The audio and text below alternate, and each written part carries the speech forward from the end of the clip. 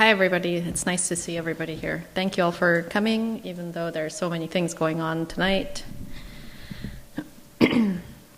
And thank you also for coming to share this time together and being invested in looking at a topic that is quite a difficult one. So throughout, my introduction is going to be fairly short. It's going to be about 15 minutes, and I'll hand it over to Marianne soon. But just some framework before I do that. So through this project, I took on the role of an organizer and an initiator of conversations. And this launch is really the first public manifestation of many conversations that I have had along the way with artists, other curators, scholars, and friends and perfect strangers. And throughout the process, I have been immensely grateful for all the support that I have received, intellectual and financial and other forms of support from the Canada Council for the Arts Independent Curators Grant, which allowed me to work on this project, BC Arts Council, Project Grant, and also our co-hosts tonight, Artspeak and SFU Woodwards. So thank you, Kim, Peter, and Am.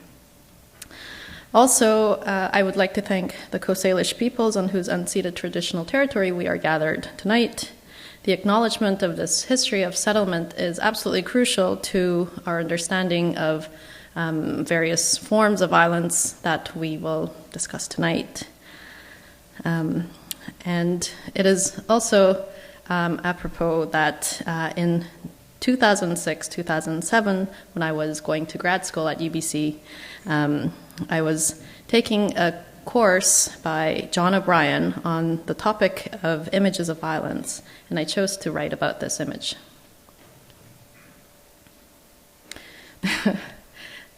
It's me revisiting 2006. It feels like a long time ago. My paper was entitled Fear of the Masked, Image Analysis of Masked Warriors at Oka, 1990. And it began something like this. For 78 days in the summer of 1990, a group of armed men representing the Mohawk Nation confronted the Quebec Provincial Police Force and later the Canadian Army at barricades erected around the small town, leisure town of Oka, Quebec. This standoff, which came to be known as the Oka Crisis, revealed the limits of tolerance of both the nation-state and the citizens of Canada. Political negotiations reached a deadlock, and riot groups formed around Oka to protest the Mohawk Nation's resistance. The rioters burned effigies of Mohawk warriors and threw rocks at Mohawk passersby. This conflict served as an uncomfortable reminder to Canadians of their fraught relationship with the Indigenous peoples, from whom the country's natural resources have been taken to benefit largely the settler societies. The Oka crisis catapulted this thorny relationship onto the television sets of every Canadian household, as well as in the arena of international news. A stream of images from Oka bombarded the media consumers for the entire summer in 1990. Yet one type of image recurred more often than others, the image of a Mohawk man masked with a kerchief and armed with a rifle. And so on it went, analyzing the image as well as considering the conditions of the image's production. And looking back at this image and the paper that I wrote, two questions still remain pertinent. What constitutes an image of violence? And what constituent effects does violence have?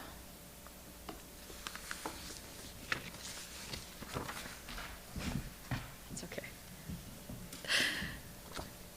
So in the publication you received tonight, I hope everybody has a copy, for which I have to thank the designer, Jen Eby. I have gathered the work of 4 artists who have consistently explored these two questions. And I'm actually going to take the time and I hope you join me in going through these images. Marianne, would you like that?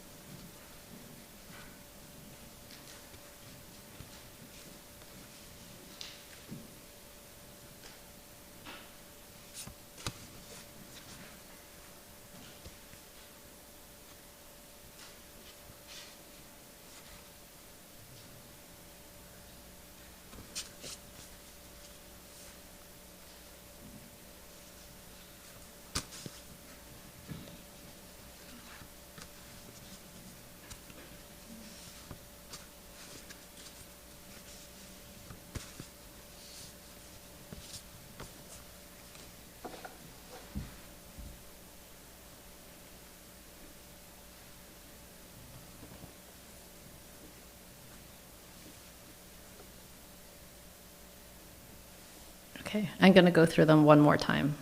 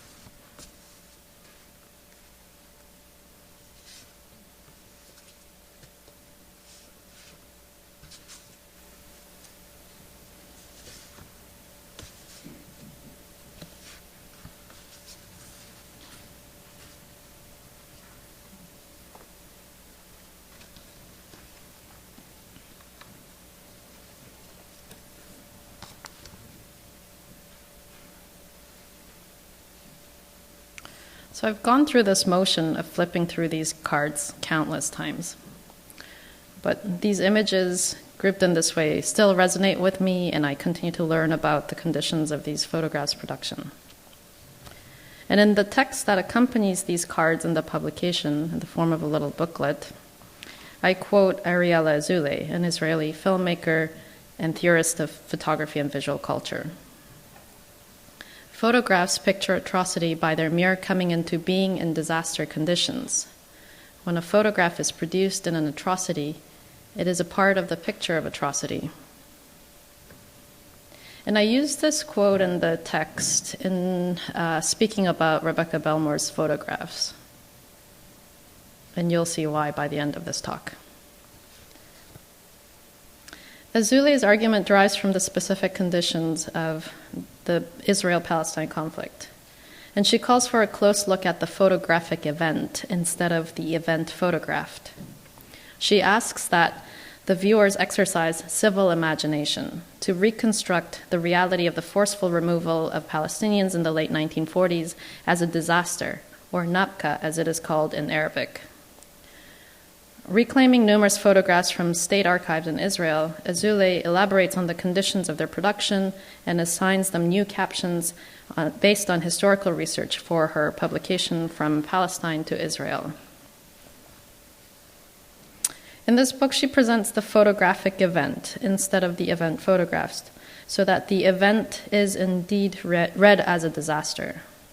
And Nakba is not just presented as an Arabic word in quotation marks that is linguistically and ideologically contained.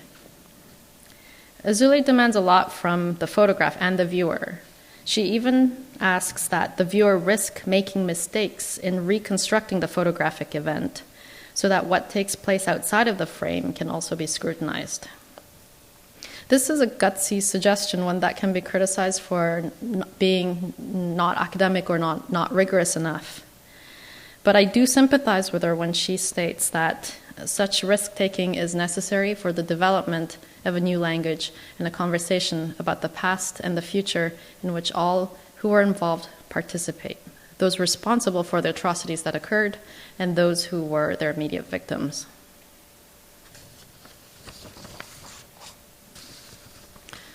So I see this willingness to risk errors as a willingness to contest what is called the epistemological frame that is at work.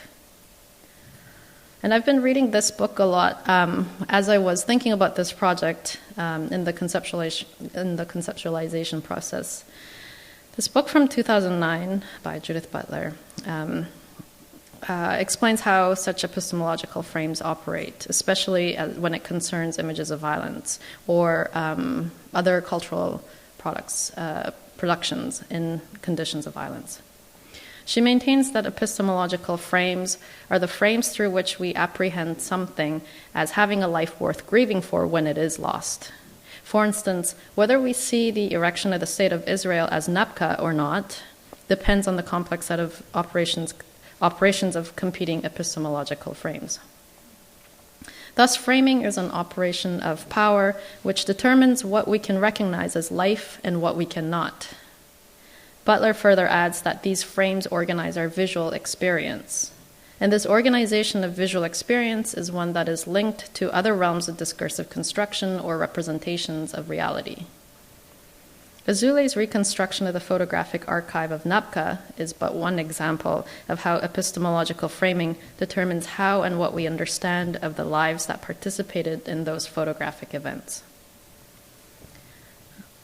Judith Butler says that every life is precarious, but when this general and shared condition of precariousness is denied to some, violence does not register as violence, and atrocity does not register as atrocity. Epistemological frames delimit knowledge of this unsustainable conditions of life for some, and this violence that occurs at the level of epistemology, where certain forms of knowledge are subjugated, is a target of many artists, writers, and intellectuals, including Azule, Butler, and I would argue the artists in invisible violence.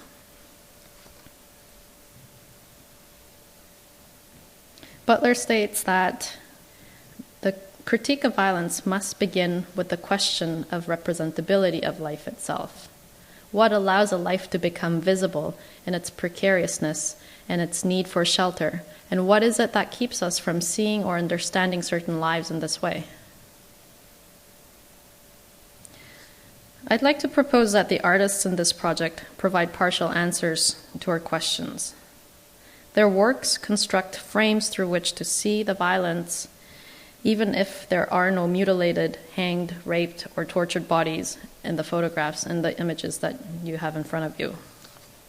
They point to the frames themselves, as though to make recompense for the violence endured by the subject of each artist's work.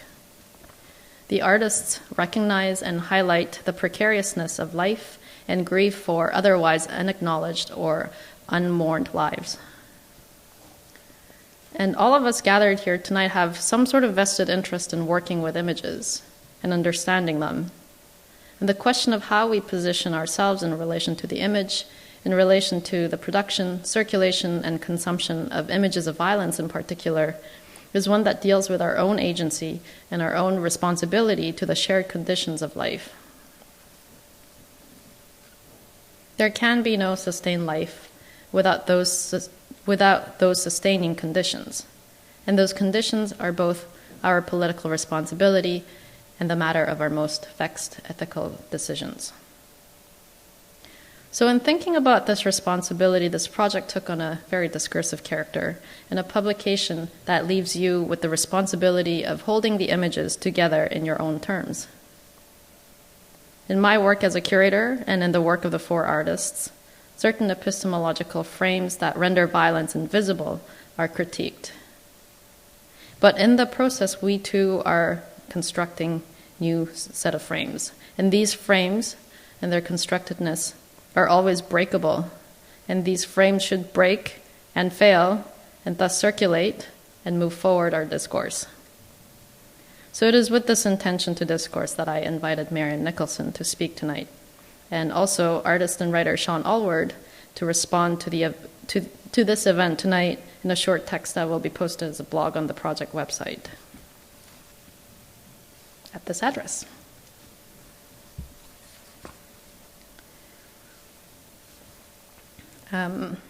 And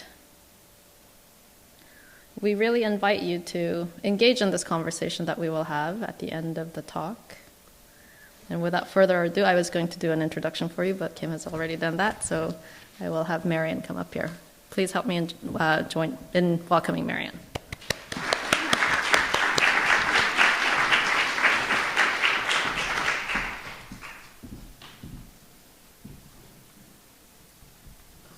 So we just need to, it's appropriate to start with this image.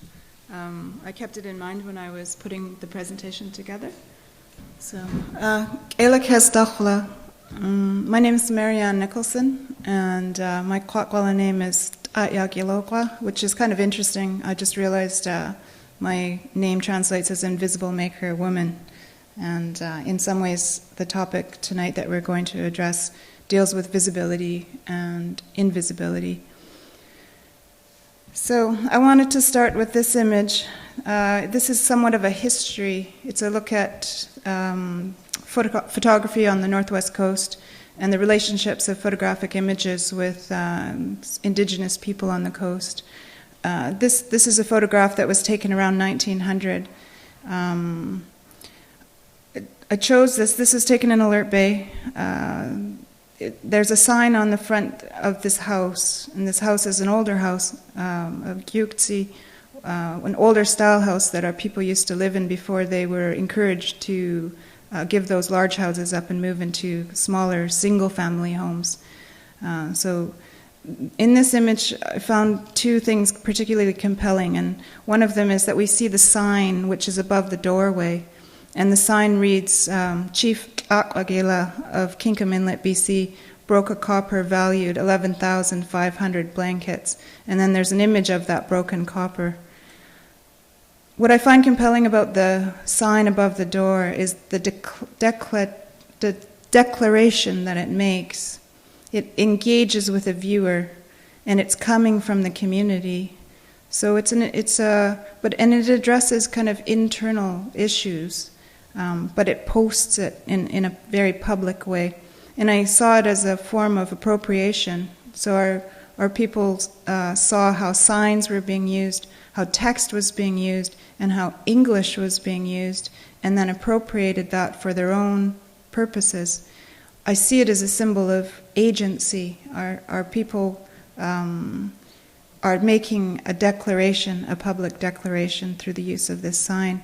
The second thing that is very noticeable about this photograph is that the people, who are mostly women, who are sitting outside the doorway, shield their faces from the photographer and literally cover their heads. Some of them cover their heads. And it's a very interesting relationship. Then we have two relationships going on with the person who is taking the photograph. One of them is that there's an image of a public declaration that is being made and is open to the photographer. And the second noteworthy thing about this image is that the people themselves are actually shielding themselves from the photographer. And I suppose when we talk about frames of reference, then we have to consider the history of photography on the coast and how things came to be photographed and who was doing the photography. So in this case, an outsider, somebody not from within the community but from outside the community, is traveling around the coast and taking photographs of indigenous communities. And in this regard, they are being both greeted by a sign which is written in English, making a declaration about the internal operations of that community, and being blocked by the women who cover their heads and their faces. So this is an image of Gonzales-Day's work. It's one of the pieces that is in the postcard work that is within this package here. There is a history of postcard distribution. Here we have the same house that we looked at in the photograph. You can see the sign above the doorway. And you see the pole, which is standing beside there. And these are also kind of very strong internal visual declarations of who people are, how they see themselves, their histories, and it has everything to do with kind of the internal representation of the community itself. But what ended up happening was people kind of came through the coast and they took photographs, and for particular reasons which I will talk about, these images were turned into postcards, and then these postcards were distributed. When I look at these postcards, and it's really fascinating because even still today we see the use of postcards with Aboriginal imagery, and they're very, very popular. And I thought about, well, what do these images mean, and how do people consume them and take them away, and what does it mean to them? And I thought about the image of indigenous peoples when settlers were first kind of moving westward from the east. They first came to North America, and then they started to move west. And the images of Aboriginal people were of the savage Indian, they were very threatening. Indigenous people were very, very threatening to settlers, and then as the Aboriginal people got kind of pushed west and kind of pushed onto reservation plots, that threat of the savage Indian kind of started to shift a bit, and it started to shift into something much more romanticized.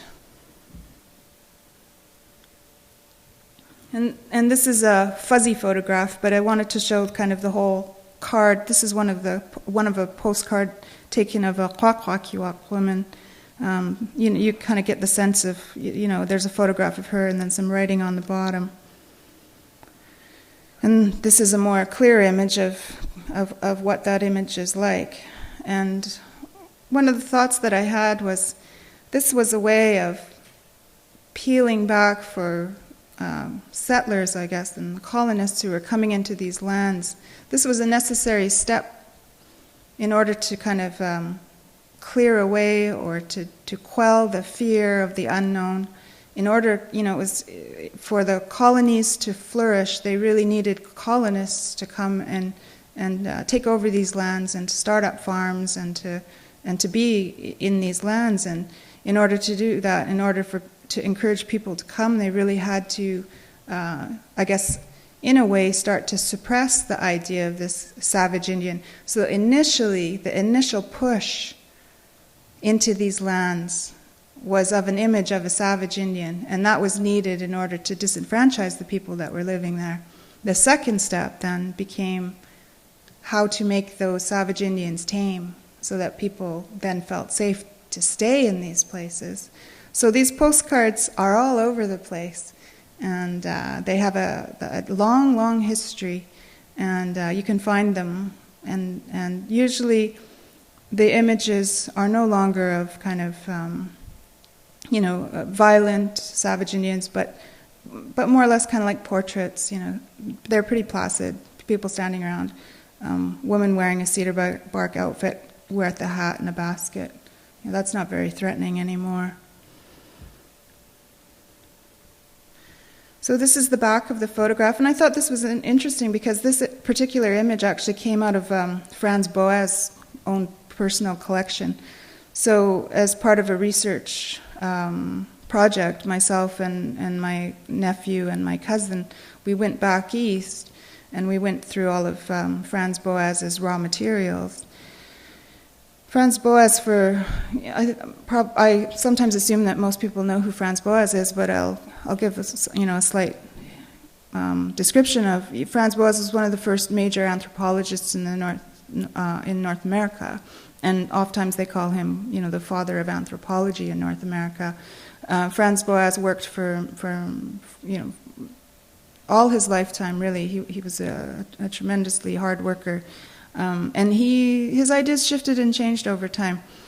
For the most part, he had kind of a tremendous social consciousness, and he really tried to promote the notion that all cultures, that there was no hierarchy of cultures. There was no concept of, there was no valid point to saying that there were primitive cultures and civilized cultures. He really didn't believe in that. So it's interesting to me that he had this card in his possession, this photo card, this postcard that was made, and he wrote on the back of the card the name of the woman, and her name Ikila Kidzamka, and that she came from the Quatsino. And I looked at it and I thought about it.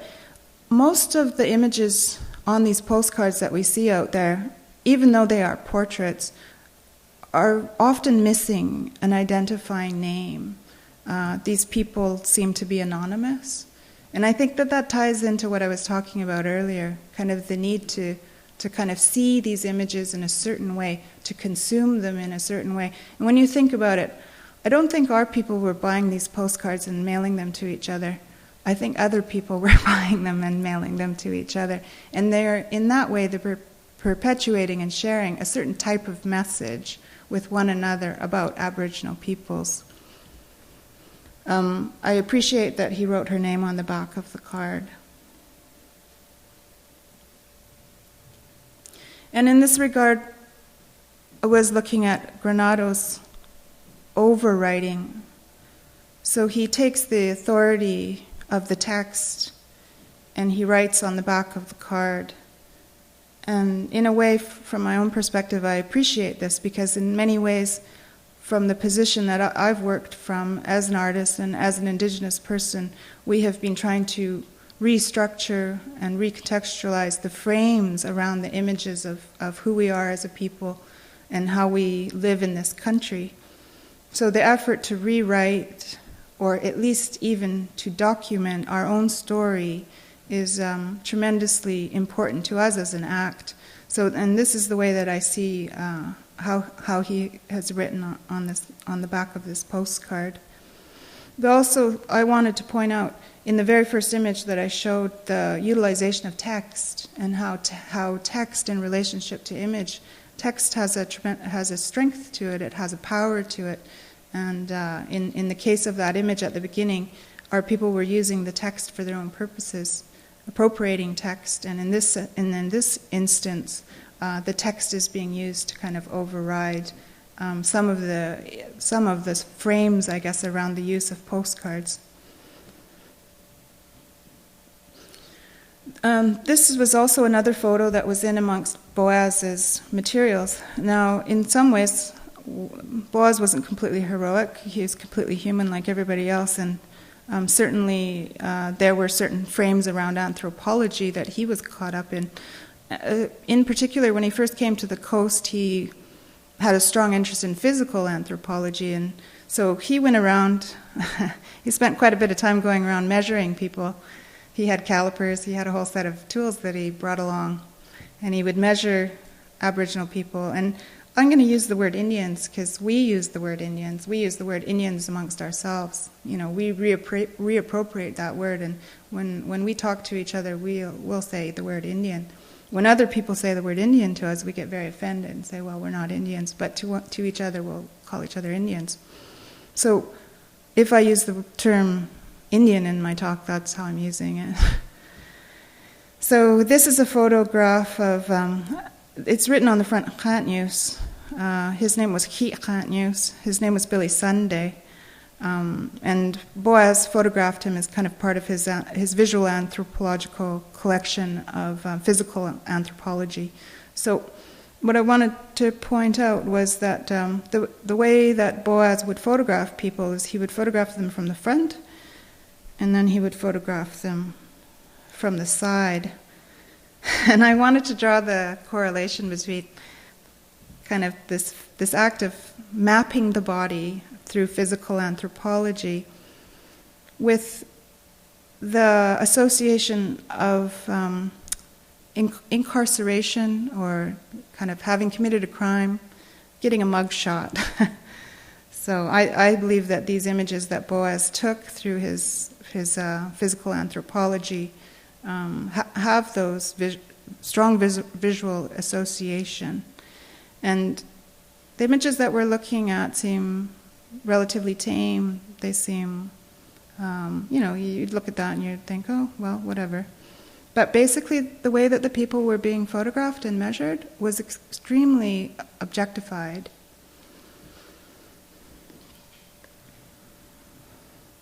You also have to mention, too, that as part of the physical anthropological project, Boaz participated in robbing graves. So many of our graves were robbed, and those bones were put into museum institutions, and many of them still exist in museum institutions.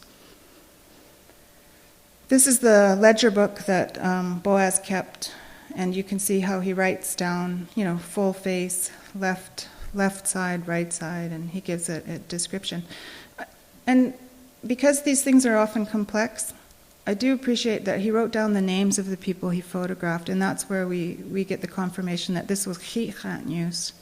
And Kantnews was a relative of mine from the Mamalilakla from way back.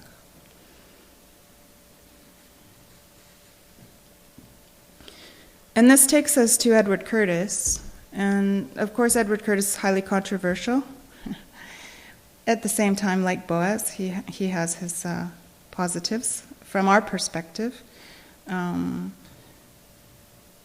we know that Edward Curtis was part of this very large project regarding the notion of the vanishing Indian, that Aboriginal people, now that these lands had been taken over and conquered, and that they were no longer savages anymore.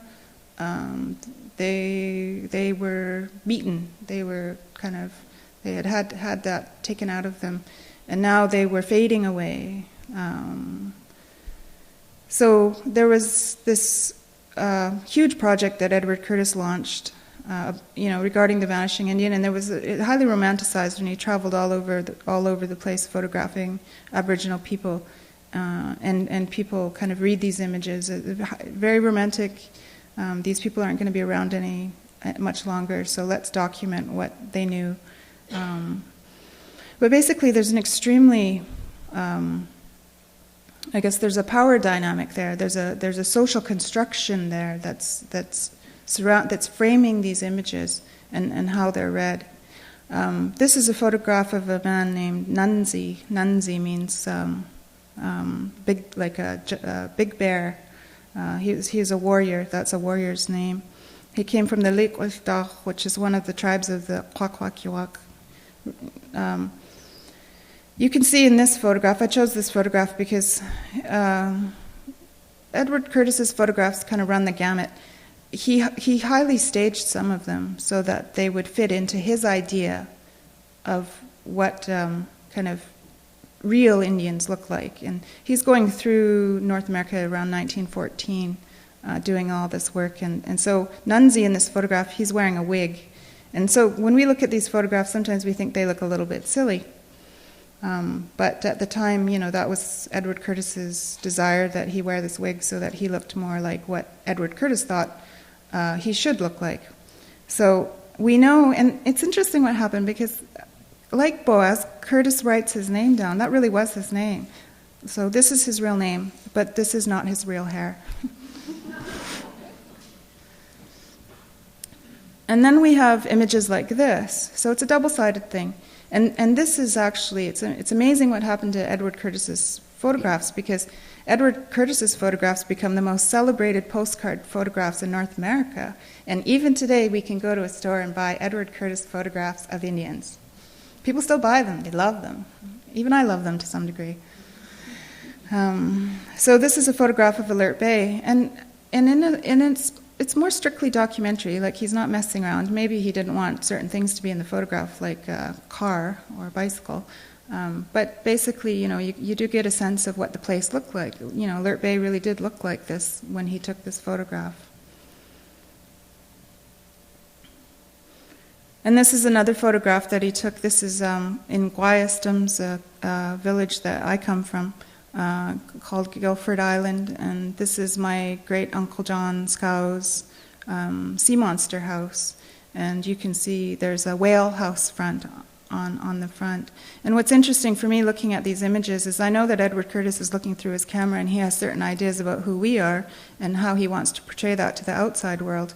But I also look through that frame and I see that house, and I'm actually grateful to be able to see my great uncle's house, how it looked in early 1900s, and to see that whale pole, and it gives me a certain kind of information that today we're using in different ways. We use these photographs now to help reconstruct our histories, but we use them in highly conscious ways. We understand how these photographs were being taken and what they were originally intended for, and we have to be aware of that when we look at these images.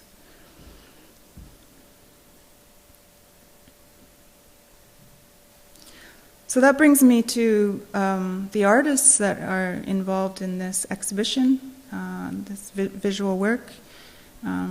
This is Rebecca Belmore. I looked at this image and I related to it in my own way. I see a woman constricted, tied, bound, defined in a certain way. It's a hard image to look at for me. I also see this as very much an indigenous body. So this leads me to this photograph. This is a photograph of my Auntie Amy, my mom's oldest sister. So she was 4 when she went to the residential school. And when you look at this image, you wouldn't think anything of it. You think it's a beautiful image of a young girl sitting on the grass. You're like, oh, isn't that lovely? But when I talked to my mom about this image, my mom said to me, well, you know, your auntie got sent to the residential school when she was only 4. She didn't get sent. She got taken. She got taken to the residential school when she was 4. She's sitting on the grass. She's facing the residential school. So that building in the background is what she's actually facing in the photograph of her on the grass. So I put this image in because this is the confirmation image of my mom when she was confirmed at St. Mike's with all the other girls. So for those of you that aren't aware of the history of the residential schools, the government made it a policy that the children in the outlying communities had to go to a residential school. So they were taken from their parents. They were brought to the residential school in St. Mike's in Alert Bay.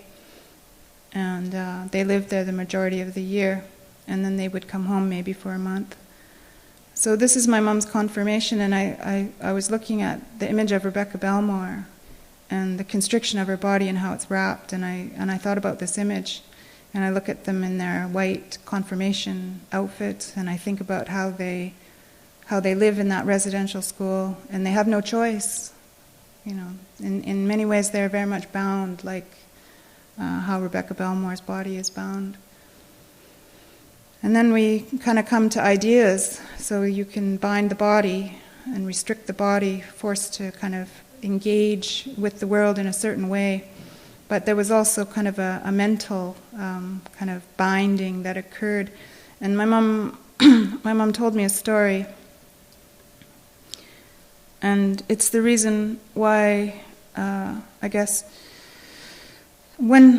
so she didn't get to spend as much time with her mother as she would have liked growing up, because she spent so much time in the residential school.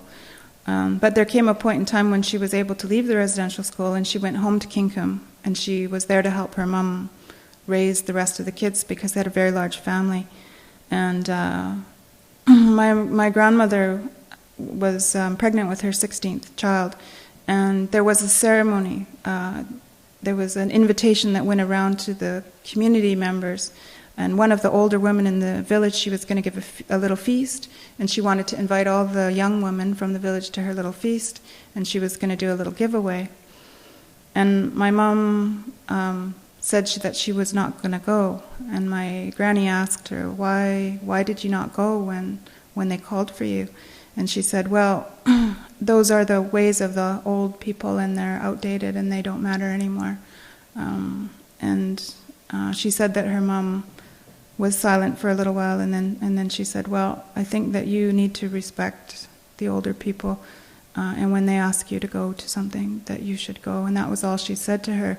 And that was the last conversation that my mom actually had with her mother, because my granny went into labor not too long after that, and she ended up passing away from complications from childbirth. But when I think about violence, there is violence of the body, but there's also violence of the mind. And I think that what she had been taught in the residential school was a form of violence, and it separated her from her mother in the last day of her life, and that's in its own way an atrocity. So I made this piece. It's called Vancity, which means the container for souls, and I thought in relationship to the body, this is a work about the body. How do we emancipate the body, and how do we emancipate ourselves? Because as Indigenous peoples, we have been confined and constricted in so many ways. And I used the image of my Auntie Amy in that work, purposefully thinking about how she had been sent to the residential school when she was 4. And in a way I kind of, I also wanted to consider, she ended up passing away of complications with arthritis, which is a real disease of the body. And but I wanted to kind of show her as this young woman before any of that kind of set in for her. And on the opposite wall, I used an image of my mother, And in a way, I guess I was thinking of this idea of, how do you emancipate yourself from these histories, from these frames? How do you break the frame? And so literally to break the frame of an image, to bust it open, to make it performative, because that's what I had seen in our own community, this artistic exuberance and this performativeness that had been suppressed by society, by the Canadian government, and I wanted to break it loose. I wanted to have some sort of freedom there, and so a way, like, that's a layer of this piece. It's not the only meaning of this work. This work has many layers, but it's one layer of this work, and why I chose those two images in this work.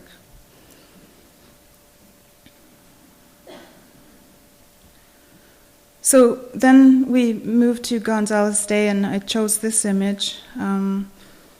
It's a photograph of a lynching with the body removed from the scene. And I thought about the association of incarceration, guilt, and punishment that is evident in the poses of front and side views of the anthropological portraiture that I showed earlier. I thought about it, and I thought, well, what are we really guilty of? And in a way, we were guilty of being an other. And this is part of the history of the lynching. And it's hard to talk about. These are not easy topics, but basically, this is one of the kind of heavily embedded concepts in these things that happen in society. So I thought about that. What were we really guilty of? We were guilty of being another.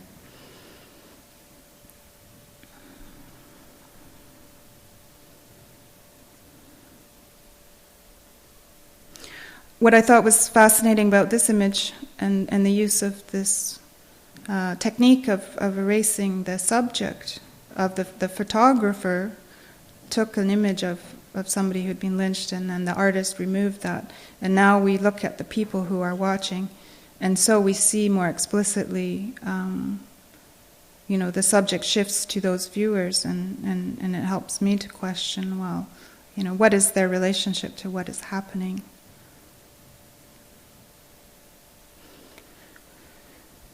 So I thought this is a piece that was done at the Vancouver Art Gallery in 2008, and this work was called The House of the Ghosts. And in a way, I wanted to bring back to life a story. I wanted to bring back to life a story about how our people had been put in jail for practicing their customs, for singing, for dancing, for giving speeches, and it just. What amazed me is that we knew this history, but many people didn't know this history, that we were actually literally put in jail for doing these things. And so when I was approached by the Vancouver Art Gallery, I considered the history of the building itself, and the building used to be the courthouse, BC Courthouse. And it was built very early on, like around very first decade of 1900s. And so before it was the art gallery, it had been this courthouse, and it basically symbolically represented the authority that had put many of the Kwakwaka'wakw in jail for potlatching and really broken them.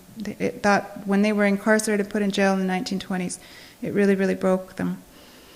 And so I created this piece which would transform the outside of the gallery into the interior of a big house, and transform that space from an exterior space into an interior space, but also that basically the people who were standing and looking at the piece were implicated within the work itself as well, and in that history. And I thought it was completely amazing that Ken Lum had this white ship and the red canoe on both sides of the gallery, and it really tied in well with this piece. And basically, trying to bring that story kind of back to life, and to, in a way, provide a way to heal from that experience by kind of giving us agency once again, and using imagery to do that. And really interesting in regards to photographs, how photographs are used. These are images of masks that were confiscated at that time. So in 1921 there was a huge potlatch held on Village Island, and a number of the people were arrested for that. And William Halliday, who was the Indian agent at that time, told them that if they gave up their dance regalia, their masks, their whatever else they had, that he would that they wouldn't have to go to jail. So many of the people did come, and they brought their things and they gave them up to William Halliday, and William Halliday put them in the parish hall in Alert Bay. And this is one of the images that he took, because what he did was he set them all up, and then he photographed them, and then he invited people to come for a certain amount of money. They could come in and take a look at these objects. So what was interesting to me to look at it is you see how haphazard in some ways those masks are being handled, and yet to our people these were their greatest treasures. They called them literally lukwe. They called them treasures. And you see one of the masks lying underneath the bench in the image. And then this image, which is all the coppers. So amongst our people, they considered their greatest form of wealth, their greatest symbol of wealth, to be what they called tlaqua, or copper. All these coppers were given up. And so what we're really looking at, if we were to translate it into kind of a modern Western context, is, we're really looking at a huge gigantic bank vault of millions of dollars. That's what those coppers represent to the people. And so when we talk about violence, I think that this is robbery.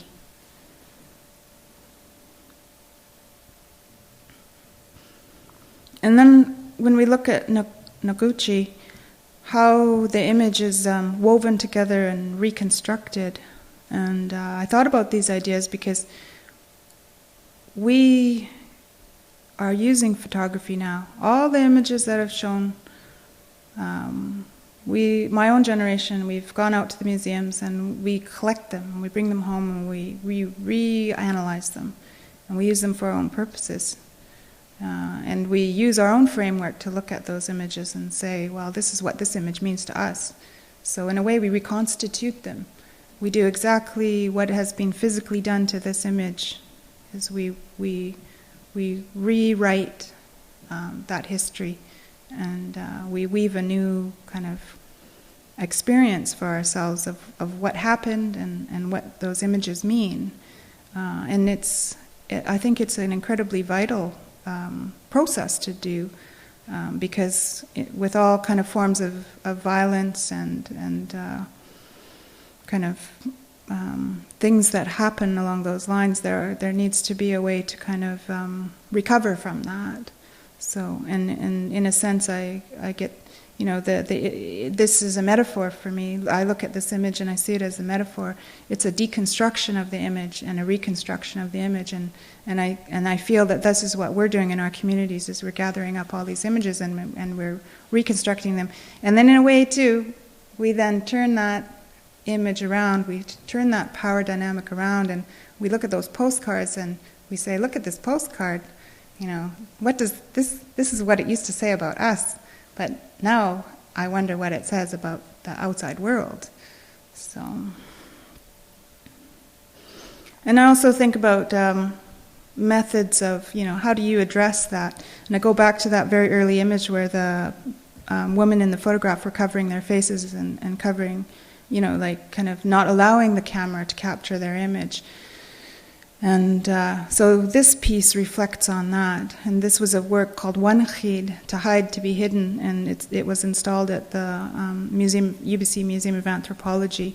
And these 8 chests are blackened on the outside, and it's done purposefully so that the viewer's experience of the work is actually obscured, because I wanted to disrupt what they're used to experiencing, because when it comes to Indigenous people and our cultures, it's become such a culture of exposure to the outside world. So people expect to see Indians, and they expect to see them dancing, and they expect to see them performing. And I wanted to kind of block the view, and I wanted to be purposefully mediate the experience. And I wanted to kind of force the viewer to engage with the work on my terms, on our terms. And I also wanted to share the message that not everything is available to the eye, not everything you photograph, not everything you look at, not everything that you can see is available to you, nor should it be. But when you get close, you can see that on the insides of the boxes are images that are carved into the surfaces, and they come to life. They're glowing, they're bright.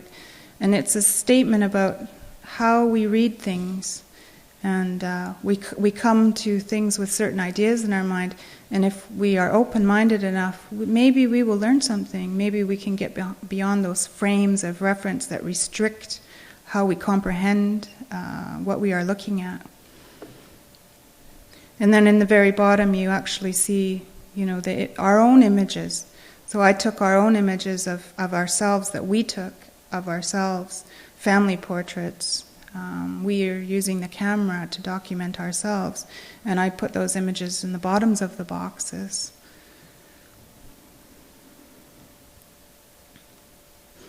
And I wanted to talk about this in conclusion. This will conclude the talk, I guess. We started off with an image of Oka and what happened quite a number of years ago now, and we're having a repeat incident, and it has a different dynamic, but it comes out of the same issues that were present in the Oka crisis. There has been a deliberate effort on the part of the participants, the indigenous people who are involved and people who support them, that this be a peaceful protest, and that's the Idle No More protests that rose up. And I did want to talk about the use of images and photography, because in this context, images and photography have actually helped Indigenous people to rally and to get their message out there. So people have been gathering, and they've been trying to say, basically, to Canada, we do not feel that how things have been dealt with is resolved. We do not feel that how Indigenous people exist in this country is fair, and we would like that to be addressed. But it's created a tremendous amount of tension, and one of the things that I found extremely disturbing for myself personally was that under the guise of social media, many people felt free to voice their opinion about what was going on with these Idle No More protests. So I would read an article online, and then I would read the commentary underneath the article. And I hate to say it, but the majority of the commentary was extremely negative about Aboriginal people in Canada. And what it did for me was it opened my eyes, and it made me realize that violence, that potential for violence that we see in that image at Oka still exists in this country. It went underground, but it still exists. And it's right there below the surface, and it's something to feel a tremendous amount of disconcertion about, because we need to come to terms with these histories. And at the same time, I believe that the use of the images has also helped to mediate violence. It's kind of helped people know that that the camera is on them now. So you're less kind of likely to engage at that type of a level. At the same time, the use of social media is also exposing, kind of how people really think and feel, and actually the gap and the distance that we still need to travel in order to come to an amicable agreement as to how we live together. What was interesting for me in participating in these Idle No More kind of protests was there was always a little bit of an edge of fear that some type of violence would break out, or that somebody would say something racist, or there was a fear there. There was a fear that you were bringing a spotlight to yourself, and that people were going to say negative things about you because of like what your racial background is. But what I think is amazing is that it's, and to use a kind of technical photographic term, it's the notion of exposure. If we look past the image, if we look at the social constructions around images, they can reveal to us kind of what is happening in society. And at least by becoming aware of what is happening in society, we have the opportunity to address those issues. So I'd like to end my talk there. Thank you.